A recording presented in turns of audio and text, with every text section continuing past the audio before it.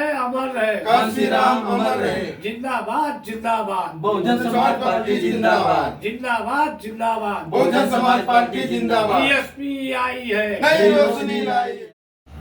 आज 15 मार्च मान्यवर कांशीरामजी यांचा 90वा वाढदिवस आम्ही डोंबिवलीच्या विधानसभेच्या वतीने महाराष्ट्र नगर येथील आमच्या बसपा कार्यालयात पूर्ण जोश आणि उल्हासात साजरा करत आहोत।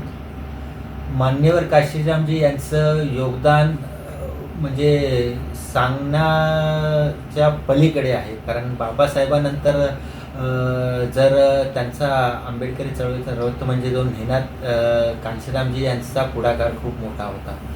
कांशीरामजी यांनी सत्ता कशी मिळवून द्यायची हे दाखवून दिलेलं आहे आणि त्यांनी 4 वेळा उत्तर प्रदेशमध्ये सत्ता बहुजन समाज पार्टीच्या माध्यमातून मिळवून दिलेली आहे आणि बहनजीला 4 वेळा यात उत्तर प्रदेश या राज्याच्या मुख्यमंत्रीपदी विराजमान केलेलं आहे।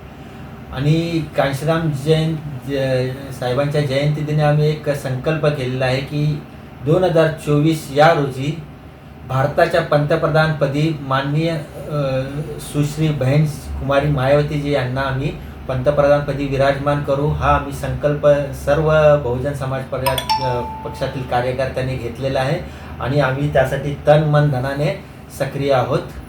तरी सर्व समाज बांधवांना मान्यवर कांशीराम जयंती दिनाच्या हार्दिक शुभेच्छा। जय भीम, जय भारत।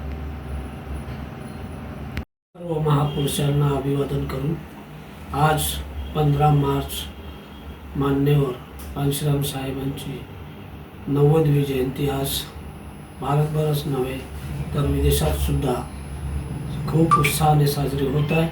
तरी आज डोंबिवली विधानसभेच्या वतीने बहुजन समाज पार्टीचे मान्यवर संस्थापक मान्यवर कांशीराम साहेब, डोंबिवली विधानसभेच्या वतीने सुरेंद्रजी गौतम, रविकिरण बनसोडे साहेब, राजाची जयस्वाल साहेब आणि सर्व कार्यकर्त्यांनी ऑफिसमध्ये मान्यवर साहेबांना पुष्पहार अर्पण करून अभिवादन करण्यात आले आणि त्यांच्या या जयंतीच्या दिनानिमित्त सर्व बहुजन बांधवांना माझ्याकडून खूप शुभेच्छा। धन्यवाद। जय भीम।